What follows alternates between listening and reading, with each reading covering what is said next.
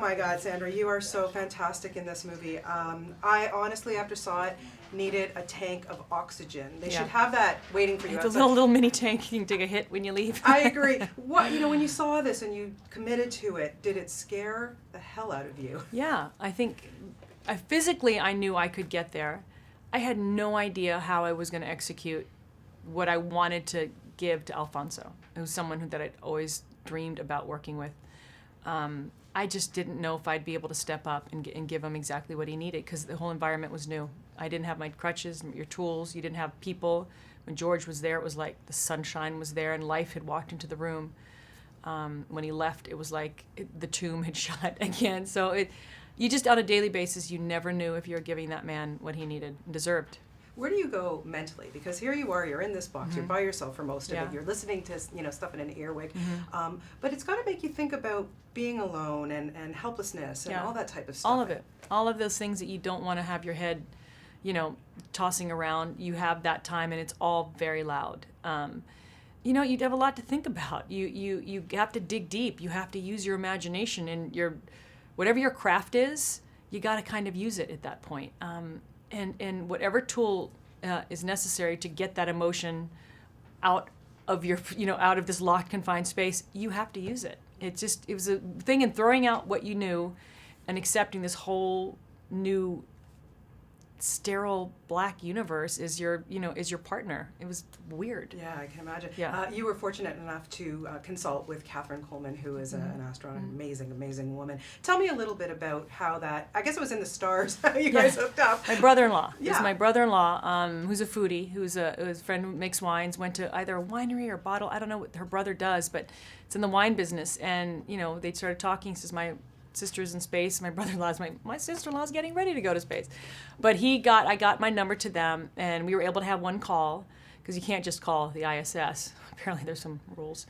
And we had one great conversation, but we were able to email back and forth, and I was able to ask questions. Alfonso was like, ask her what happens if this happens. And I just wanted to know how the body worked. I wanted to know what it did and didn't do, because there's so many things we can pretend, but the reaction and action in zero gravity is so different than in, even if I was on a wire system here on Earth, which I was, your body reacts one way. It's not the same way in space. So we had to rig it so I knew to contract instead of, flailing around, because in space the exact opposite would happen. So all those fine little details just helped us make it as authentic as possible. And it was, again, a fluke, but wine brought us together.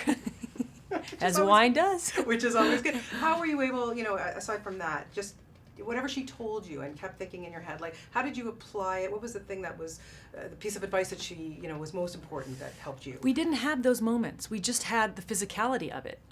Because what this person's going through isn't someone who's a seasoned astronaut. This isn't someone who wanted to be an astronaut. I had to physically show zero G. What was going through this woman's head is completely different than what's going through what they're experiencing. This is this woman's journey. She didn't plan on being an astronaut. She didn't care if she lived or died. She had tragedies that she brought up with her. So this was her own very personal journey.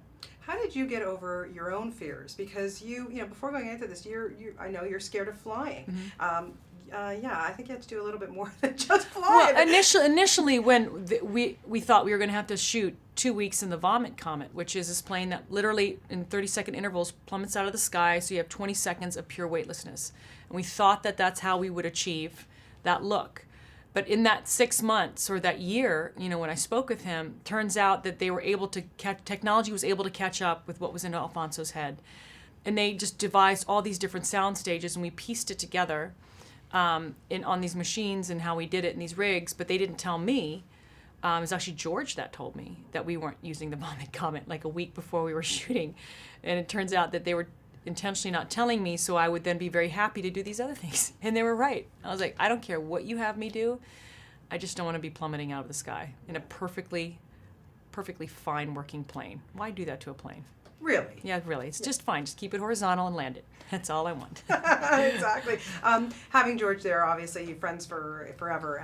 It must have been a comfort because it's just the two of you. Yeah. I mean, really. He's a comfort, onset and onset and offset. He's such a professional. He knows exactly what to bring, and he brings more. He wrote a scene for us that we were struggling with, that we couldn't find the words that didn't sound melodramatic, the words that sounded organic, that fit into this film. And he just heard us struggling, and he sends Alfonso an email and says, you can throw this in the trash and do what you want with it, but I think this might be nice for Sandy to say.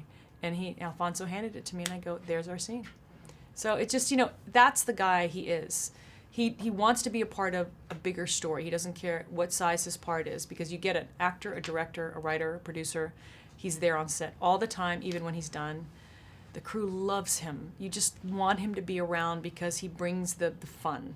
And when he's gone, it's like somebody died. And no pranks on this set. Not a one. It's not appropriate. No.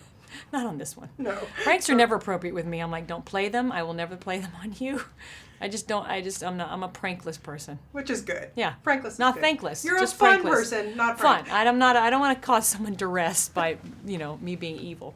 George, however, loves it. He doesn't care. He doesn't care. Yeah. He's George Clooney. He's good at it. Yeah. He can do whatever the heck he wants. There's some scenes, Sandra, I swear to God, I don't even know how you got through it, but the stuff sitting in the cockpit when you're doing, that whole monologue when you think you're going to go and I want to know how being a mom affected you. That was a scene that George wrote.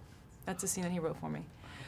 You have to put yourself in that ugly, horrible, sad, tragic headspace every day. And you just, I had the luxury of getting out of where I was and going home to a baby. There's so many people that have lost a child, and that's the worst thing that can happen to a human being. I don't think you ever survive. You don't recover. You function, but you lose a massive part of yourself. And to represent a human being who's literally that lost and that cut off was, I don't want to say exciting to play, but to go to that place and go, who is she now after an event like that? And how can we find a little ray of hope for her?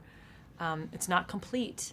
It's just a ray of hope, and that's going to be massive given how far she's drifted from life.